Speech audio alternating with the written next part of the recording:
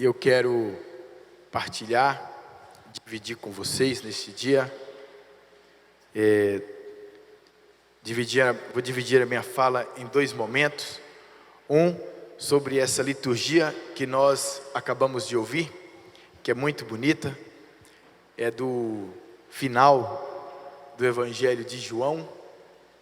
E que nós podemos colher alguns elementos que podem nos ajudar a fortalecer a nossa fé, a nossa caminhada, diante de tantas dificuldades, né? Parece que os tempos andam cada vez mais difíceis.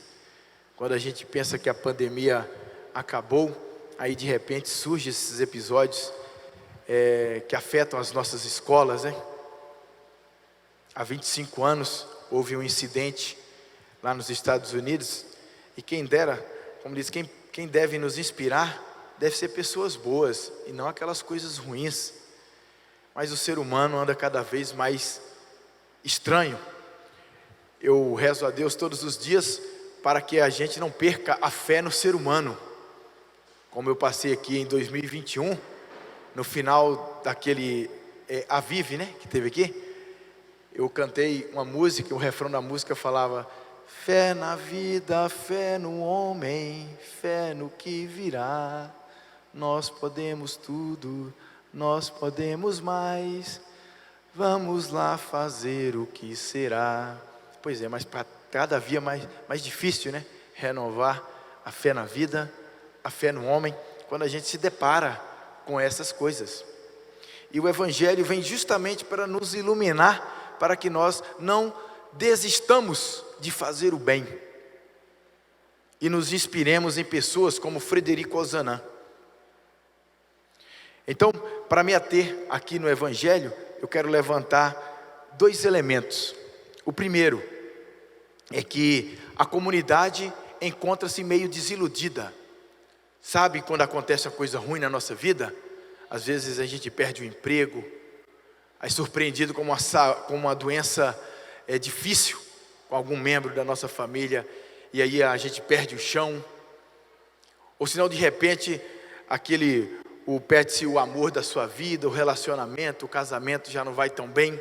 A comunidade estava mais ou menos desse jeito. Por quê? Porque o seu mestre havia sido crucificado. Haviam matado Jesus como um criminoso, uma morte violentíssima, das mais cruéis que se pode fazer com alguém. Foi flagelado com aquelas chicotadas, centenas delas, e depois crucificado entre dois ladrões, como um malfeitor, o homem que ameaçava toda a segurança daquele lugar, como um criminoso mesmo, um terrorista.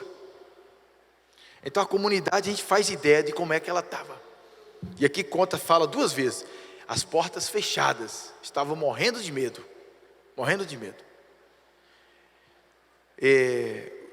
Dizem que os discípulos estavam morrendo de medo. Parece que as mulheres tinham um pouco mais de coragem que os discípulos, do que os homens. As mulheres foram lá ao túmulo. Não é assim que fala o Evangelho?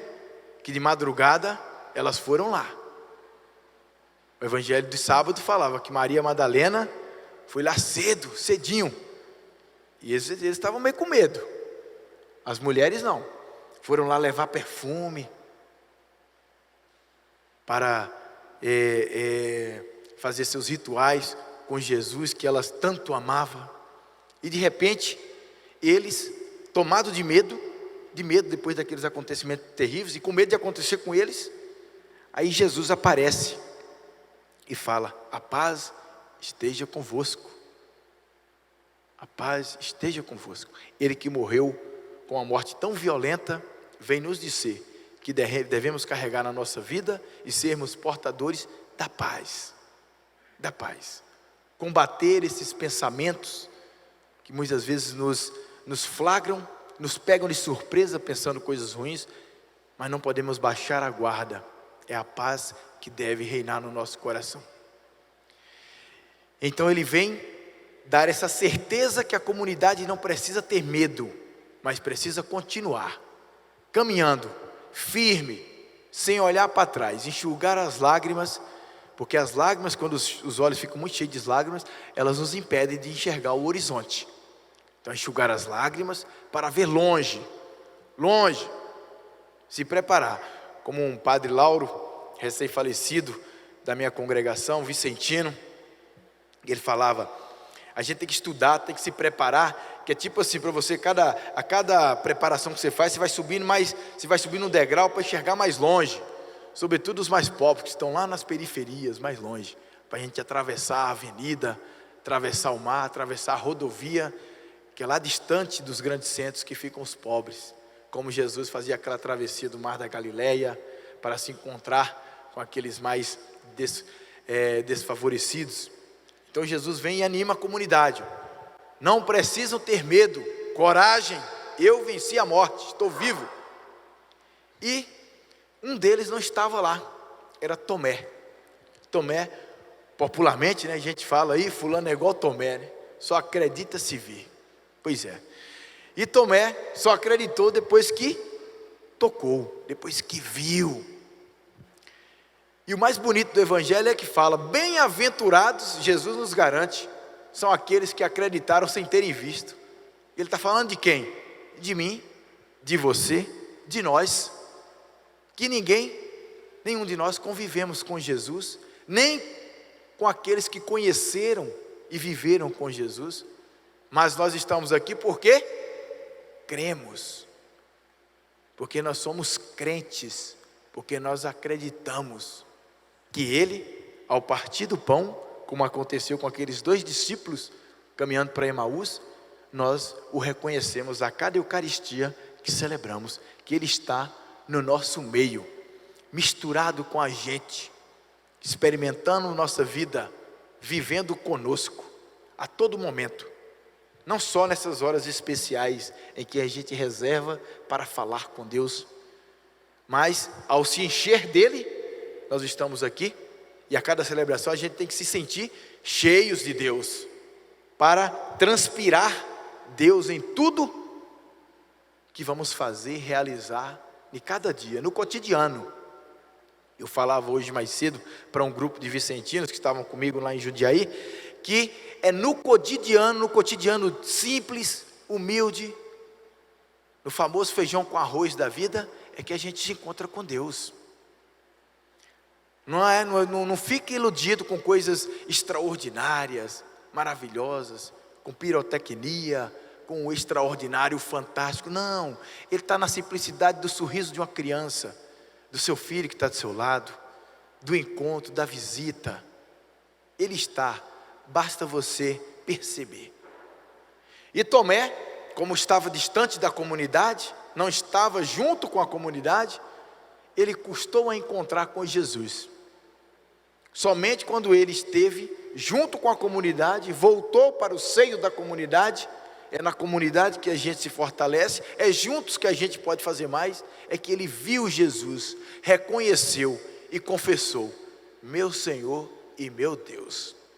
É assim, gente, por isso que nós não podemos deixar de frequentar, de vir comungar.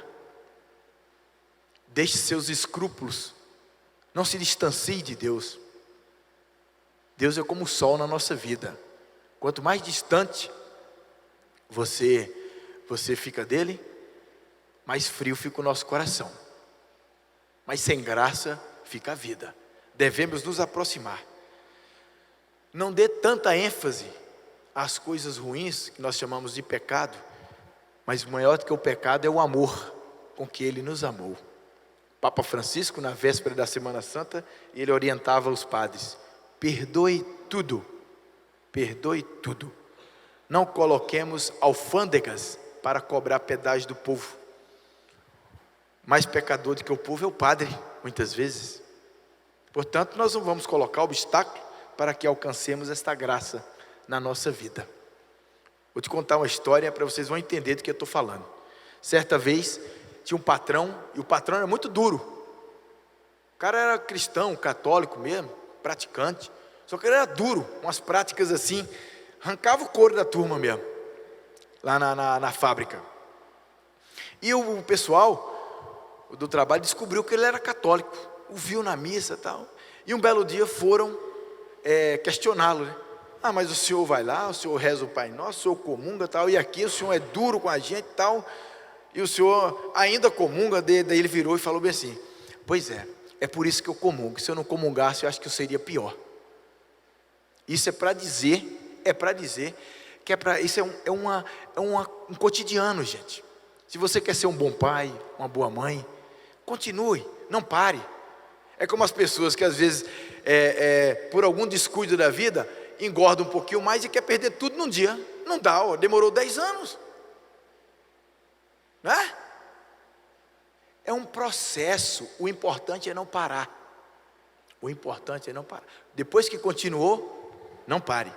Começou a amar, ame mais. Renove cada dia mais o seu compromisso.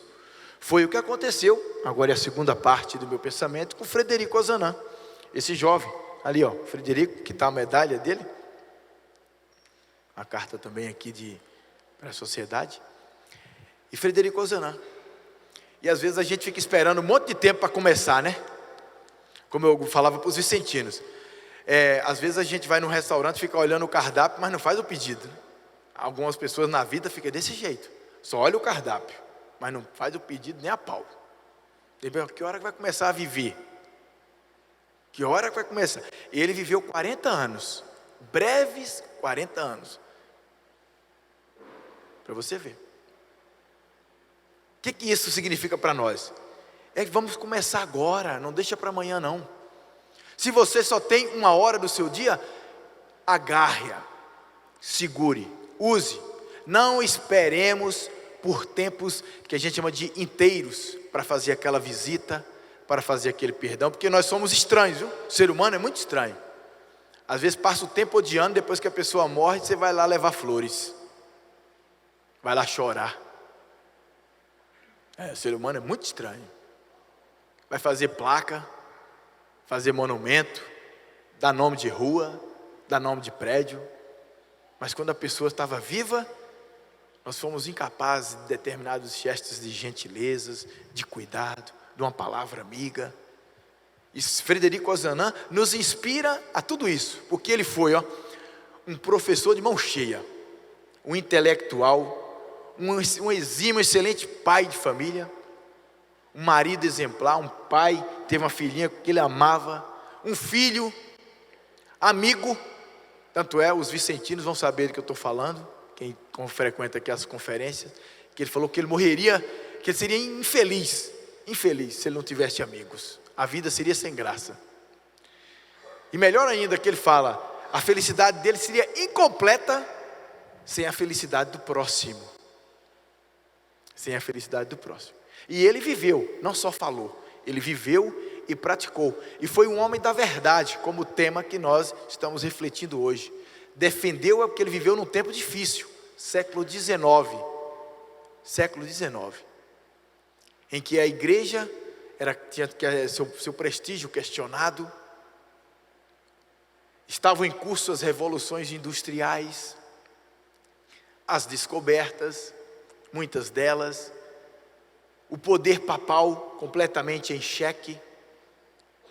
Logo no finalzinho do século XIX, a Itália vai ser invadida, o Vaticano, a igreja com seu poder todo, vai reduzir aquele pontinho lá no mapa da Itália, que nós chamamos de Vaticano, ela que tinha tantas terras. Então, Frederico Ozanam viveu um tempo dificílimo, em que muitos apedrejavam a igreja. Foram na época das guerras napoleônicas, em que a igreja padeceu muito com isso.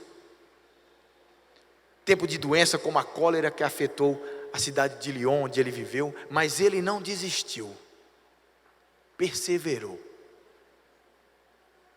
Frequentou um ambiente já hostil à fé cristã, a Sorbonne, mas você viu aqui do que a gente leu, quando questionado, ele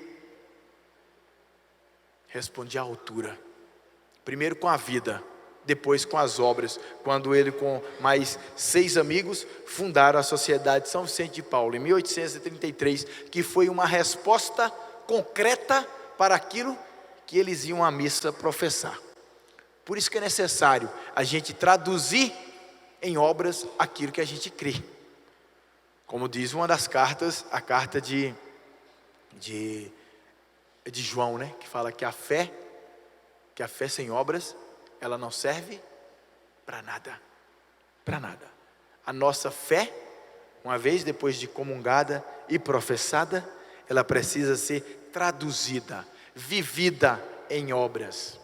Em obras. Não se preocupe, se você não pode fazer tudo, faça um pouco. Ninguém te pediu para fazer tudo, mas faça alguma coisa. Amanheceu o dia, comece a trabalhar, comece a fazer, comece a amar. Se achou pouco, faça um pouquinho mais. O que não se pode é ficar parado, se contentar com aquilo que somos, sempre com um horizonte. E ele se inspirou no outro homem, chamado São Vicente, Vicente de Paulo. Vicente de Paulo viveu o dobro de Frederico Ozanam, quase 80, 79 e um bocado.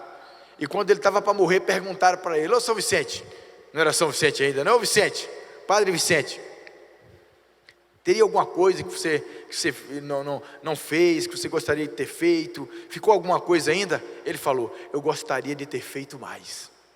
Olha que coisa bonita. É um homem que viveu para fora, não viveu para dentro, só preocupado com o seu umbigo. Ele viveu para fora, fez muito e gostaria de ter feito mais. Pois é, não percamos as oportunidades atrás de vidas perfeitas, de vidas angelicais, elas não existem. Aqui, a vida que nós temos é esta, de cristãos, de cristãs, homens, mulheres, jovens, querendo acertar, querendo ser bom. E o primeiro caminho é vindo aqui, ó, a mesa eucarística. Está vendo, Léo? Frederico Ozanam era um amante da Eucaristia. Um amante. Aprendeu da mãe e da irmã mais velha dele, Elizabeth. Ele tinha uma paixão pela igreja e pela Eucaristia. Por mais erros, ele sabia que a igreja tem e continua tendo, mas se quisermos continuar fazendo parte dela, não podemos desistir, mas ajudá-la a caminhar, a ir mais forte, mais longe. Louvado seja o nosso Senhor Jesus Cristo.